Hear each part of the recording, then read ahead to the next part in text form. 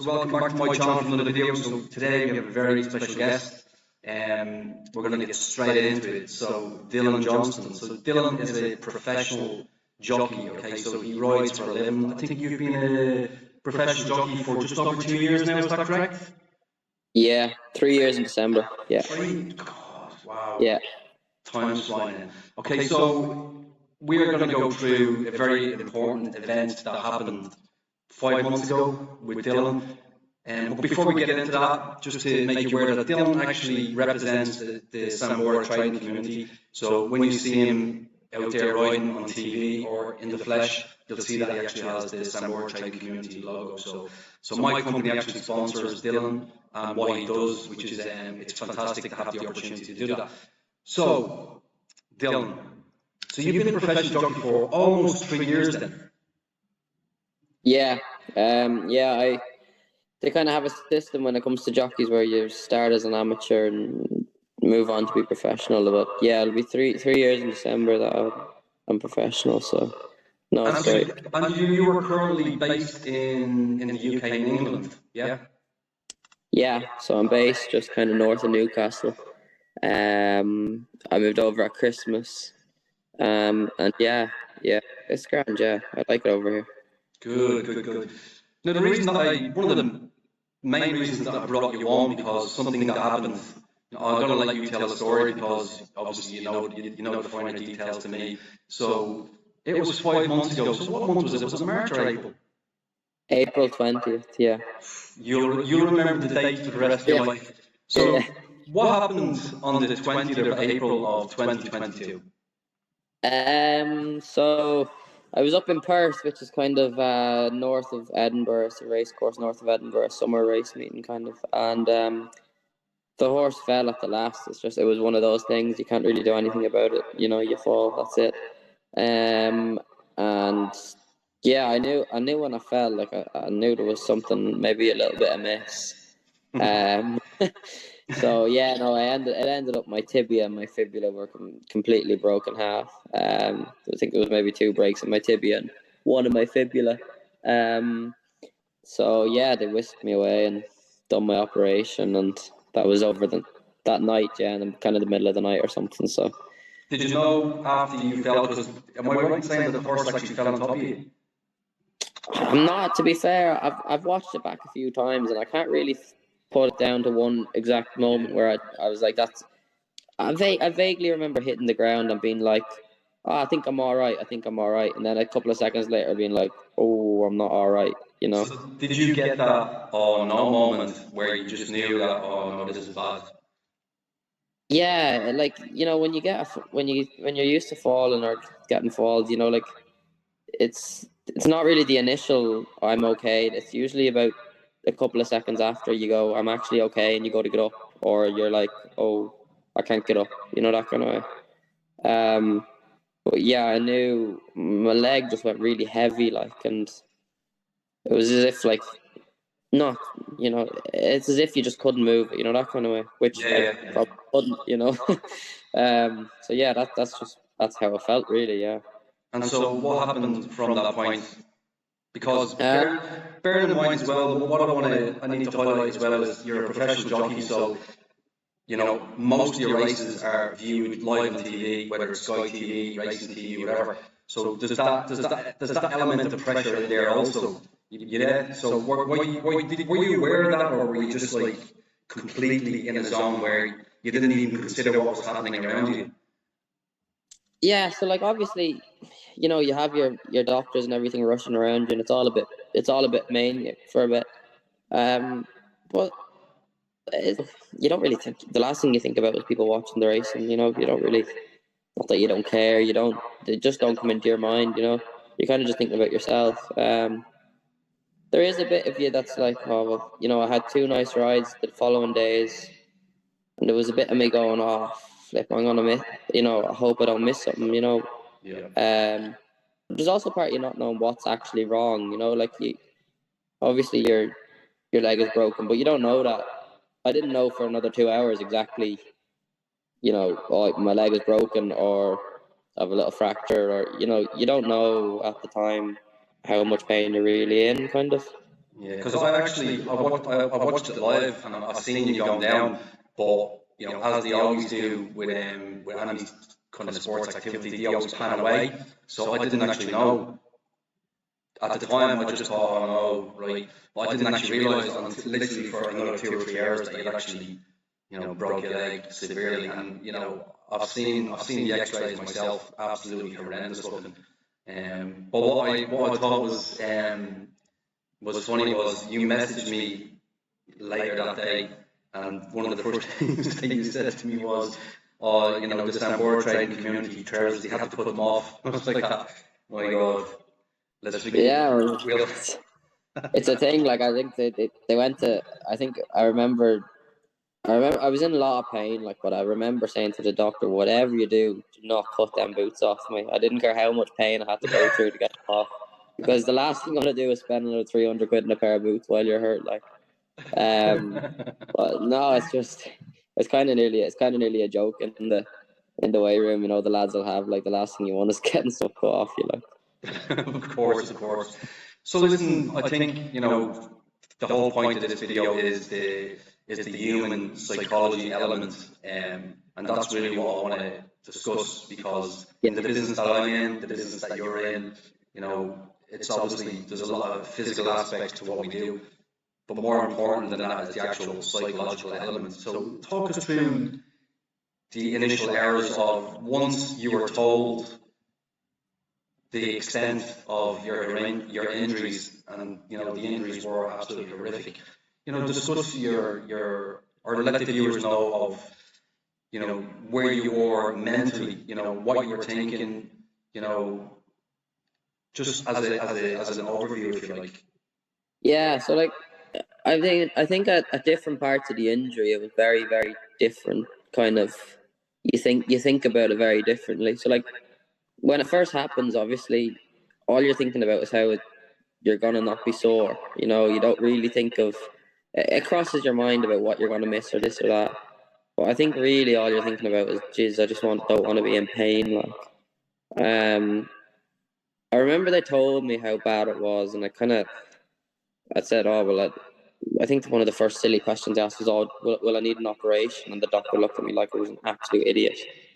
He was like, of course you need an operation, that's not going to heal itself. So that was then another kind of thing, like, oh, you broke your leg, this and that. And then, oh, you're going for an operation as well. So it's nearly a double whammy when they tell you something like that, isn't it? Yeah, of course. I was quite lucky. Like, obviously, I'll go on to it later on, but, later on through my recovery, the horse race, and they get you to go to psychologists and stuff. It's a mandatory thing. I don't have the whole big sob story about how I got really, really low and really, really high and really, really low again. I kind of just tried to stay on one level playing field. Because I remember, I think it was actually my mum saying to me, "Oh, are you raging? You're going to be out for so long." And this was the night it happened. I remember looking at my leg and being like, "Oh, they fit to do much now. What's the point in getting annoyed about it? Because I'm not going to be walking, never mind riding a horse, And so you were operated in. The operation took place in Scotland, didn't it? Yeah. So it happened in Perth, and they took me to Dundee. It was the closest hospital, and I was lucky they had a specialist in that night for someone else. So it saved me having to go to Edinburgh, which was nice not having to get up again. Of course. Yeah. And what about the days and weeks after the operation? Talk us through that process, and like how you were thinking, what you were doing, your plans for the future. Yeah. Obviously, your doctor tells you you're going to be 2 years before you're fully fixed, and this and that and all this sort of nonsense. Like, but if you have a cold, the doctor will tell you to take 2 weeks off work and take antibiotics, won't you? Like, they're always gonna they want to tell you something and it not work out for you. So they were obviously saying, "Oh, it could take a year, it could take 18 months, and whatever." And I'm kind of brushing it off, being like, "Oh, I'll be all right, I'll be all right, I'll be all right." That was just after the operation. And then I was lucky. Like, I had obviously my family in Ireland, and I said, I'm just gonna go home there. You don't when you when you're not in work every day with your horses, you can kind of go away, and obviously you're still watching the race and really interested. But when you have your family and stuff, you can go out and get a coffee or go out for lunch, and it just kind of takes your mind off it a little bit, which I was obviously very lucky to be able to do. I also had my auntie's wedding around that time, which was kind of another thing to, we spent 3 or 4 days going out looking at suits for me to get, instead of rushing out one afternoon and buying it at the last second like I probably would have. Of course. I just broke everything up and done everything really slowly. Would you say that because obviously to be a jockey you have to be extremely disciplined. Do you think that level of discipline that you got so used to helped you after your accident, because you just went straight back into professional mode, if you like? Like you were saying that you didn't feel sorry for yourself, you weren't down. It was just a case of this has happened, right? Let's get on it now. Yeah, it's a profession. Yeah, I think it's a professional mindset. Like, you do your job as a profession, and if you lose money one day, or you don't go to bed at night crying about it. You just kind of say, well, there's only one thing you can do, and that's try and fix it. That kind of way. Yeah. And I remember a psychologist, or therapist, whatever they call it, one of these mental health coaches, saying to me, Brian Barr, his name is, he works for the Injured Jockeys Fund. He said, there's a proven science that if you're relaxed about something and, calm, your healing process is going to be better, whether it be mentally or physically. Like, if you're panicking about something, all your body's doing is panicking about it. And yeah, it's all to what these endorphins and all this mad stuff that I don't understand it properly, but I just always try to just stay calm and let it just work itself out. And a lot of people wouldn't after having such a horrific injury, especially being a professional sport person, that's your life. Then all of a sudden you're not there anymore, you're not doing it. What about the whole recovery process? How did that go physically and mentally? And was there any point where you're thinking to yourself, will I ever get back on a horse? Because I think most people don't even realise what it takes to be a professional jockey. I mean, even just staying up on the horse, without falling down, requires so much strength in your legs, your body in general. So how did that whole process go? Well, at the start, things were quite slow. Like, I went home for a month and didn't really worry about going in and getting straight into a rehab as such. I kind of went home and just took a month, I think, a month or 5 weeks. And I kind of just said, I'm just going to do nothing. Like, obviously I'd been a long year, like I'd moved over here and stuff. And obviously I'd been riding quite a lot in the spring. So I did just take as a bit of a break. I know it's probably not the professional thing to say, but I did just switch off for 3 or 4 weeks, which was probably good, Then, as I said, I had my auntie's wedding, and then I flew back to England then. It would have been middle of May, maybe. So that would have been, 4 or 5 weeks, end of May. And I went to this place called Oaksey House. It sounds bad to say, but they literally have a facility for helping jockeys that are injured. That's the sport that you're in. Yeah, it was hard. Like, you were doing a lot. You were up at maybe 9, going to see the physio for an hour. You'd maybe come back at 12 and go to the gym for an hour and a half or 2 hours. And then you'd maybe come back again at 4 or 5 and go for a swim or something. That was obviously quite intense. That was maybe a few weeks down the line. The start was very much just like getting the swelling down, kind of ice boots and all that sort of stuff. And then you step it up gradually. But the whole time, like, I went there and I didn't think, when can I get back riding? At the start, it was, well, when can I get back without one crutch? And then it's all, well, when can I get back to the stage that I'm able to do a single leg squat? Because if you can't do that, you can't ride, or whatever it may be. Wow. So I never really looked at it when I'll be back. It was more when I'll be able to do this. And then I'd just go, well, I can do that now. So when can I do something else, So it was very much so in stages. So Yeah, You had this challenge, you conquered that, then you moved on to the next level, and yeah, you're literally working your way, through a ladder type process. yeah. Like obviously, you have 100 million people asking you, "Oh, when are you going to be back racing? When are you going to be back racing?" And you just say, "Oh, September, October, whatever it may be." But you don't really think of it when you're just trying to get back walking normally or you know, being able to kneel down onto the ground or something. Like they're all them little stages that when you've conquered all of them, that's when you're able to go back riding. You know, it's not just rehab to get back riding; it's rehab to do everything. You know. Yeah, absolutely. Would you say that the whole psychological aspect, how you view things in your own mind, how much of it, how much do you think that influenced the fact that you're back? I mean, you're back now after 5 months after a horrific injury. How much do you think that like your mindset contributed to where you are now? I mean, physically, physically, I was always going to be where I am now. Probably, you know, that kind of way. Obviously, some people will tell you about the whole healing process, but physically, I wouldn't have been far off where I am right now, whether I was happy or sad about it. You know. Um, but I think it helps when you can just it's just about staying level, like, you know. Like there's no point on a Monday saying, "Oh, I feel great, I feel great, I feel great," and then coming out on Tuesday and saying, "Oh, I feel shit, I feel shit, I feel shit," and then by the end of the week you feel great again. Then you feel terrible for a week. 5 months would feel like 2 years. You'd be wrecked by the end of it, and you'd only be coming back. You know. Absolutely. And listen, just for the let the viewers know. I mean, you're a young man. How old are you?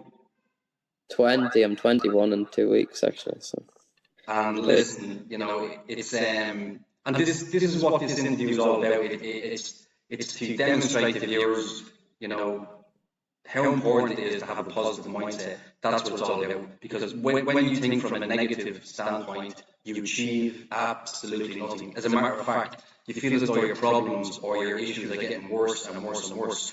So yeah, therefore, you gain nothing from having a negative mindset, but you yeah, gain absolutely everything from having a positive mindset. So to yeah, go back to, you went through the whole rehab um, phase, which I know it was a long time. There was a lot of challenges.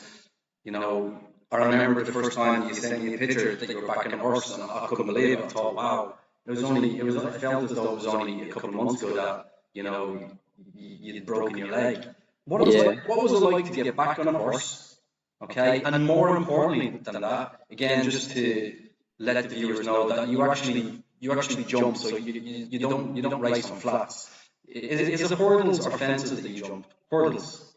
Both. You know, it just The two. depends. It just like you're riding or a horse you're on, a race you're in. Right, You know. okay. So what was it like to first of all get back on a horse, and then what was it like to actually jump? Because from my thinking, that must have been the most difficult part, to actually jump a fence, because that's where that's where the injury happened all those months ago. So Yeah. first of all, getting back on a horse, and then the first time that you jumped, what was that like?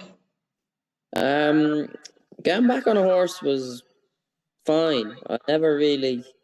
It felt different, obviously, because I hadn't done it and I hadn't been on a horse. It was 4 months nearly. Um, it felt all right. Like I never really. I don't know. You kind of have this attitude where you're scared and you shouldn't do it, or you're not scared and you're grand. There's no happy in between. Yeah. Oh, I'm only a little bit scared of this or that. You're either like, oh, a bit nervous for a second, then you're grand, you forget about it, which was kind of the way I was, to be fair. Or else, if you're thinking about it and scared all the time, like, there's no point in doing that. You know, you're only going to hurt yourself more. um, so that was fine. It was just like not doing it for a while. You know, I could have been hurt, or I could have just not done it for a while. It would have felt the same because I never thought, oh, my leg or this or that. I think it was harder probably. I was more afraid of like banging my leg off something walking about than I was getting on a horse, to be honest. Wow. And do you think that's just because you have been in the business for so many years? I mean, you've been in the business for so many years now. Do you think that, certain aspects of which somebody like myself or some of the other viewers that, have never been in that environment would think that that's what you're concentrating on, whereas for you it was, you weren't even thinking about that because it never entered your space.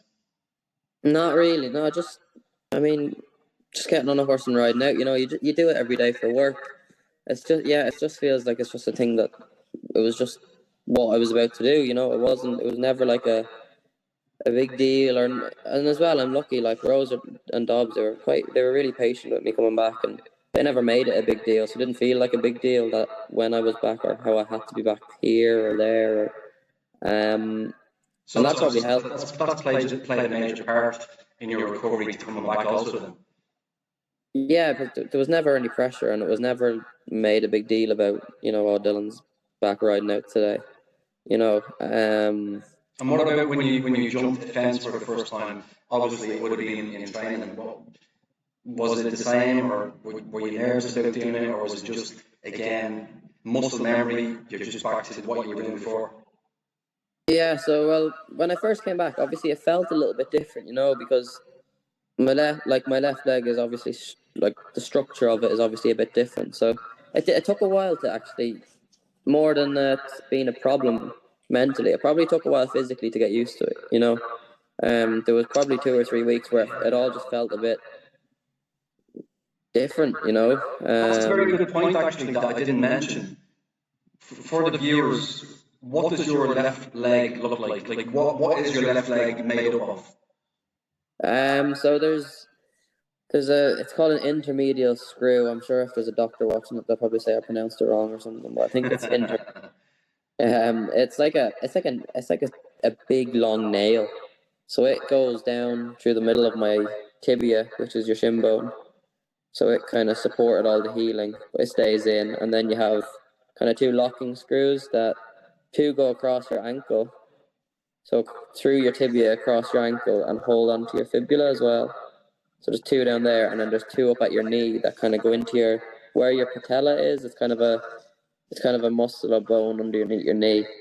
So 2 going that way, kind of to lock it in there as well. So you've got that for life. Yeah. The two at my knee. I think a lot of lads get the 2 at their knee taken out. I say that like it's terrible. Like you can go and have a conversation with a jockey and talk about how you're going to get screws taken out of you next summer, and it's just like that's just a conversation, That's just a topic, like. So I've had to a few lads operation, and they've said that the nail never comes out, but you can get the screws out if you fancy it, like, yeah. So the option is there. So move on 5 months. So the injury took place in Perth, not Perth, Australia. A lot of viewers will think it's Perth, Australia. Perth in the north of Scotland. So last Wednesday, which you'll know what the date was. What date was last Wednesday? The 1st. So it was exactly 154 days. Wow. What happened? So last Wednesday was your very first professional ride back at the exact same place where you broke your leg. What happened last Wednesday? Well, to be honest, I went there and it was probably the first time it felt like I was having my first ride again. It felt like 3.5 years ago where I was going, and you are, again, not scared, you're nervous, you just wanted it to get over with. And look, I was riding a horse of Rose and Tony Dobbins that I'd ridden 5 or 6 times before. So you had ridden this horse before then, yeah? I have, yeah. I'd ridden her 5 or 6 times before in the springtime, maybe 4 or 5 times. And she finished second a couple of times and stuff, and then she didn't run great on her last run. I wasn't here to ride her, I was hurt, someone else rode her. So we kind of went there not confident, just a little bit like, oh, it's good, just get out there and get around and come back in one piece sort of thing. But no, it was grand. She went and won, and yeah, it was great, like, because I think it's just the kind of confidence boost that you want coming back, isn't it? Yeah. I mean, listen, I watched it live, and it was great just to see you back racing. I couldn't believe it when you won. You know, again, you know, I'm no expert in horse racing, but it looked as though you were placed very well, you know, throughout the full run, and then towards the end, you just broke away from the pack. I know, you know, one of the horses went with you, but you won the race. So unbelievable story. The exact same meeting, the exact same venue where you break your leg. You come back on your very first race and you win. I mean, it's an incredible story. It really is an incredible story. You know, the fact that you're back after such a horrific injury, 5 months later, you know, you're back riding professionally. I mean, it's unbelievable. I mean, how did you? I couldn't believe it when you won it. You know, I think they probably heard me all over the island. I just couldn't believe it. How did you feel? Because I'm sure initially after it, you're so busy dealing with interviews and all this kind of stuff, and speaking to the owners, you don't have time to fully appreciate what happened. You know, it's days later now. How do you feel about it? Yeah, I think at the time I probably would have felt as happy like when I first won that race. I probably would have felt as happy if I'd finished last, because I was just so glad to be back and just so glad to get it over and done with, because I knew that it's the first one that year. Again, it's in the back of your mind as you go. It was from the minute it happens, in the back of your mind is your first ride back. As much as you don't, you know, you have your different little steps and stuff, but it's always there. You know, I could have my first ride back in 4 months now. I could have it in 3. I could have it in 2. I could have it in a month. I might have one in 2 weeks. So part of it was like, right, that's done. But then when you realize you've won, you're like, that's great. Like, you know, brilliant for the owners, brilliant for the trainers, brilliant for the horse. But I think it was the next morning when I woke up, I was like, that's deadly. Like, that's great. Fantastic. Well, listen, really appreciate you coming on. I know you have a busy schedule. You're riding out tomorrow. Where are you riding out tomorrow? Yeah, I'm going to Sedgefield tomorrow to ride a horse for Danny Brook. Yeah, it has a bit of a chance, to be fair. I think it might run all right. Yeah, please go. I'll be watching as normal. Again, appreciate you coming on, and you know, for the viewers, you know, I've spoken about this for years now about, you know, your mindset. It's all about your mindset. It's about how you approach things. And you know, Dylan, you know, he's a young man. He's 20. He's 21 soon. And I think that you know, we could all learn a great deal from exactly what he has said. The biggest thing that I've taken away from what Dylan has said today was his ability to just stay leveled, because it would be very easy to have major peaks and troughs in your psychology after such a horrific injury. Bearing in mind, Dylan doesn't do this for a hobby. This is his professional life. This is how he makes money. Okay, and he had such a horrific injury. So thank you for coming on. Really appreciate it. I'm sure there's many people out there that are going to watch this interview that can take something away from this. So good luck tomorrow, and thank you for coming on. Oh, thank you.